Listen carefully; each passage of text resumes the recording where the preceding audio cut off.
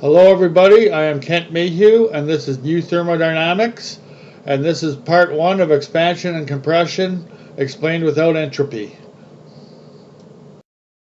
Over-complicating the simple. When we fail to construct a simple, correct explanation for something that we witness, we often embrace overly complicated theories. Thermodynamics is a prime example of this. One would think that the interaction of matter and thermal energy would be simple, so why the overcomplication? We start by considering an expanding system. Specifically, we're going to consider an isothermal, isobaric expanding system, where we traditionally write the following: TdS equals dE plus PdV. T is temperature, ds is entropy change, dE is the internal energy change, P is pressure, and dV is its volume change.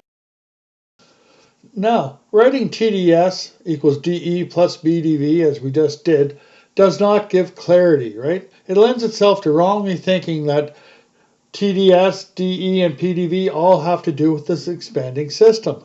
But the correct way of thinking is that PdV is done onto the atmosphere, the surroundings, okay? And another issue is when we write dE as a summation of all systems' microscopic energies, it's a fancy way of saying it's the system's total energy change. But you sort of hide that, right? Why not just keep it simple and say dE is the change of the system's energy, right? So then PdV is the work done under the surrounding atmosphere. This can be a potential energy increase and or a thermal energy increase. Note, we also have not determined if PdV is positive or negative this time because we do not know what is driving the expansion. The work is done onto the surrounding atmosphere by an expanding system. Below that, we've got a couple of first law type equations again, and basically they're defining the work is done on the atmosphere plus a change in the system's energy. Since we don't know what's driving this expansion, we've left a couple of question marks in front. Okay, I find it interesting that Wilkie now defines work as work performed by a system is the energy transferred by the system to its surroundings. This is absolutely correct. The problem is that we still don't have clarity of what's happening to this work. So what is happening to this work? Well, what is not realized is it is lost work. Okay, so again, we rewrite another equation, first law type equation. Okay, well, what is not realized is that the work done on the atmosphere is lost. Okay, so we'll call it W lost. Specifically, it's lost work because in order for the atmosphere to do work back onto the expanding system, then the atmosphere would have to be at a higher pressure than the expanding system. But we had the system isobarically, isothermally expand. Therefore, it is still at 1 atmosphere pressure when expanded. In other words, it can't do work back onto the atmosphere. We can generalize that for any system to do positive work onto its neighboring system, and that system must be at a higher pressure than its neighboring system. Now, let's consider the latent heat of vaporization. Now, I've changed the symbol. I put L as the latent heat of vaporization with small l to G, indicating it's going from a liquid to gas, okay? But the latent heat of vaporization is equal to the system's energy change plus the work lost into the atmosphere. Since the system's energy change is really the bonding change in between going from a liquid to a gaseous state, then we write du for that, and then we also add PdV onto the atmosphere, which is lost work onto the atmosphere. Okay. Because of the lost work, we understand why latent heat of vaporization is often referred to as non-sensible energy, right? The reason being is that we're staring at some boiling system and not understanding that work is actually lost into the surrounding atmosphere. Once we state that the work is lost in the surrounding atmosphere, it actually becomes sensible energy.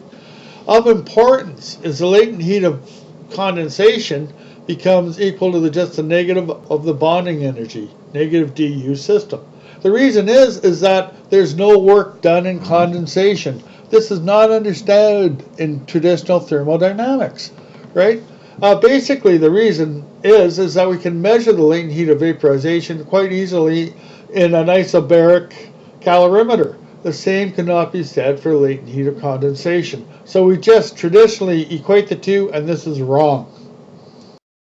In this slide, we show the schematics for a steam engine, and basically what happens is the high pressure steam drives the piston one way, and then valves open and other valves close, and it drives the piston back the other way. So it's constant expanding gases, which is really lost work into the surrounding atmosphere.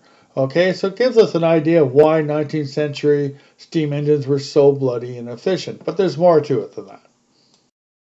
Let's now reconsider an expanding system. Okay, there's a misunderstanding about work. Okay, and it starts off with this issue of no clarity in that first equation. You'll often see, it written in this term that dTs of the system equals dE of the system plus nkt ln V final over V initial of the system.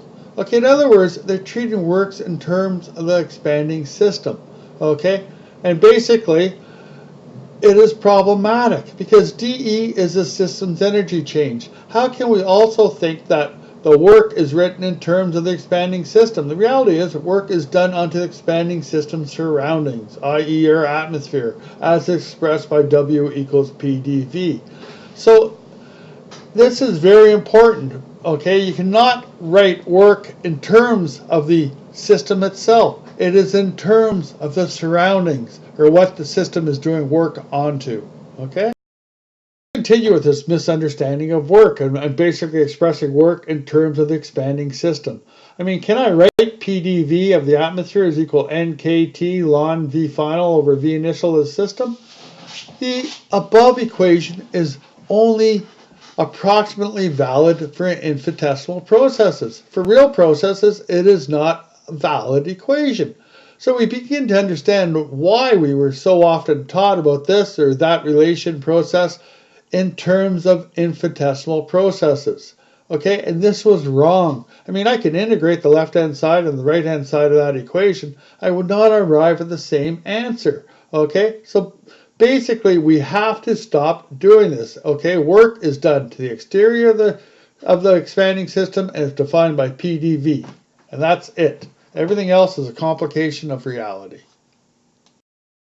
Let's consider the heating and expansion of the gas. We start off with the isobaric case of heating a monatomic gas, and this is shown in the upper right, figure 1. Okay, and basically as we heat it, the gas expands isobarically. We can express that in the top two equations there, which are basically first law style equations. The heat in, dQ in, is equal to the change of the system's energy plus any work that is lost, right? And we can express that a couple different ways as shown. For n moles of gas, we can also express this in terms of the molar isobaric heat capacity, as in the third equation, right? Okay. Now the isobaric heating of the gas is different than the isometric. So in figure 2 on the bottom, we show the piston being locked. And for the isometric case, the heating of the monatomic gas basically is the same as the isobaric case, except there's no work done, right? So for n moles of gas, in terms of the isometric molar heat capacity, we have a different equation, right? And note that the heat in the isometric case is different than the heat in the isobaric case. The difference between the two is the work done on the atmosphere as expressed in the bottom.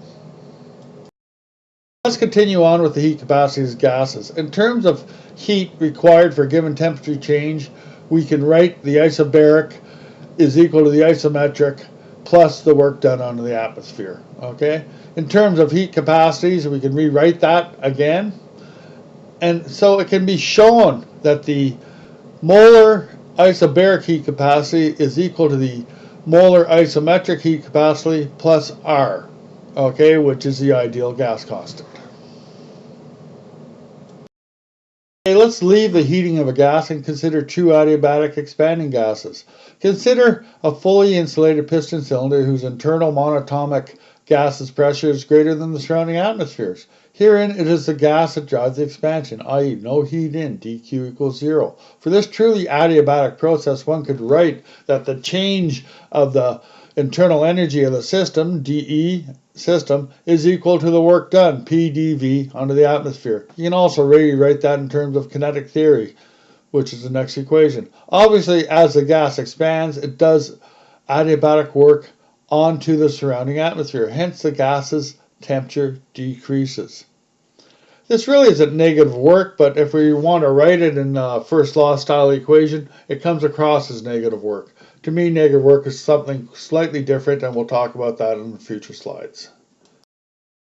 Okay, let's consider isothermal expansion. Okay, consider that we have a non-insulated piston cylinder whose internal monatomic gas's pressure is greater than that of the surrounding atmosphere. Again, the gas drives the expansion, i.e. dQn equals 0. However, this time it does so quasi-statically, hence isothermally. In other words, as the piston cylinder slowly expands, thermal energy, heat, from the surrounding atmosphere will enter through its walls and into the gas. Okay?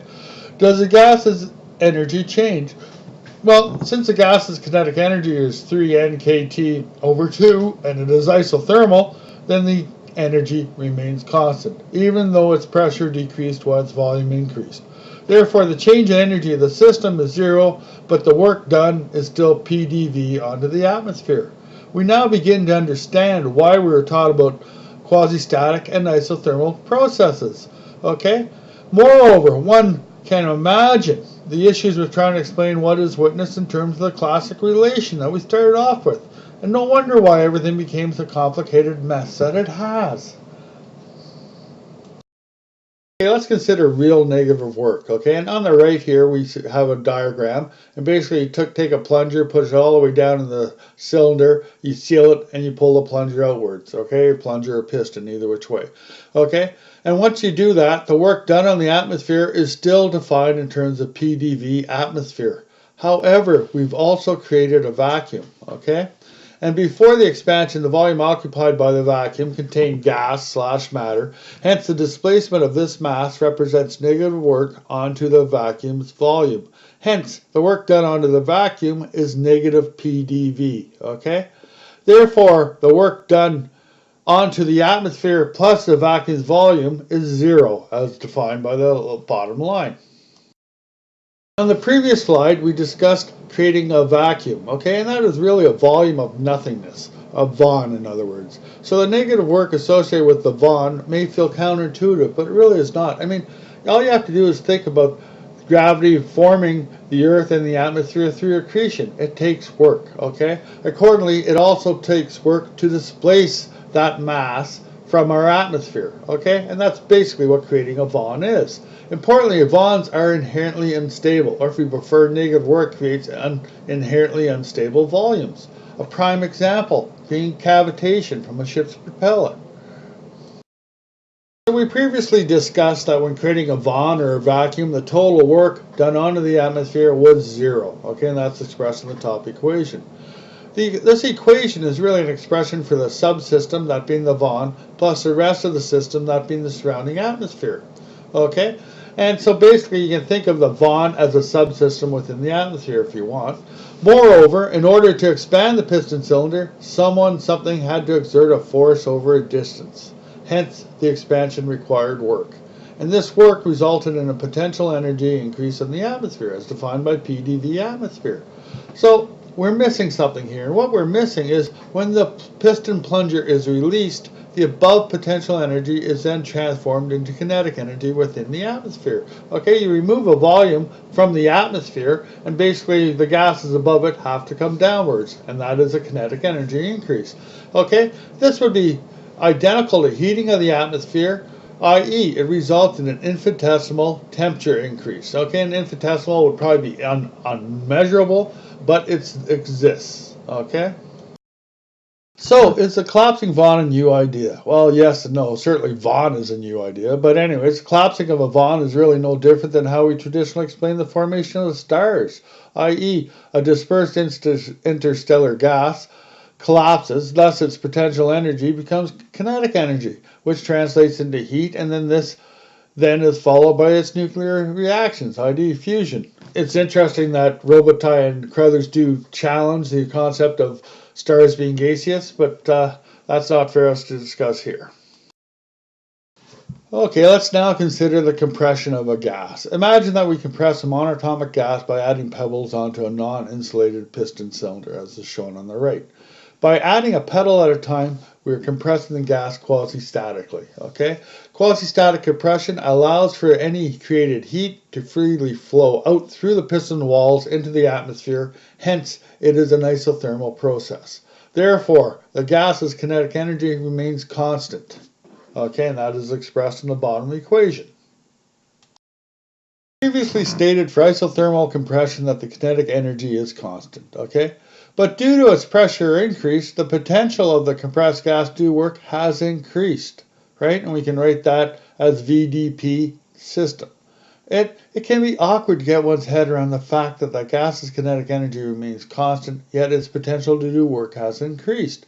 If one removes the 5 pebbles in the expanding system, will do work under the atmosphere, as is defined by PDV atmosphere. So how is this rectified? Because it took work to lift the 5 pebbles, so we're missing something. I ended the last slide with saying something is missing, okay? When the pebbles are added, the piston cylinder's volume decreases as its pressure increases. And this is like removing a volume from the atmosphere. Hence, the atmosphere's kinetic energy increases as some of the atmosphere's gases above the system now move downward. Do not forget that the atmosphere becomes hotter due to this, even though it's infinitesimal. The compression process heats the atmosphere as some of the atmosphere's potential energy is converted into kinetic energy. Okay? When the pebbles are removed, then the monatomic gas then isothermally expands and the atmosphere's potential energy is then restored. Next we shall consider fully insulated compression. This is shown on the right, a piston cylinder being compressed by a force. It doesn't have to be quasi-static now because there's no heat leaving the system. Okay? Therefore, as the gas compresses, it heats up. Okay, this is due to the natural pressure-temperature relationship, which is based upon inelastic intermolecular collisions. As previously stated, this is part of my new kinetic theory. It not only better explains empirical findings, it allows for intermolecular collisions to be inelastic. And inelastic collisions mean that photons are given off during the collision. So now we can explain the pressure-temperature relationship, right? This was something that was not previously done in traditional thermodynamics. Since it was insulated, as the gas compresses, it heats up, therefore the system heats up, therefore the kinetic energy of the compressed monatomic gas must increase, right? Again, the potential of the gas to do work has also increased, right? Again, if one removes the compressing force, then the expanding gas will do work onto the atmosphere as defined by PDV atmosphere. But this time the expanding gas will experience a temperature decrease as it does work onto the atmosphere. So we conclude this slideshow with my book, papers, website, and apology. My book, New Thermodynamics, Say No to Entropy, that came out in 2018. Note, I am in the process of rewriting this book for a 3rd time and renaming it. It'll be renamed New Thermodynamics, Goodbye to the Second Law. The reason is I've had new realizations, hence I've had to rewrite a few chapters, such as Chapter 4.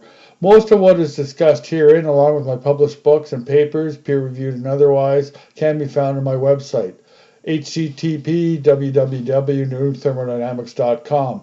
I apologize for my odd mistake, which certainly exists. As always, I apologize for being human. Accordingly, any help and/or improvements is always appreciated. Now, there's a part 2 to this, okay, and the part 2 basically is a continuation of what was discussed herein, except we're going to take a run at knocking down entropy in the second law.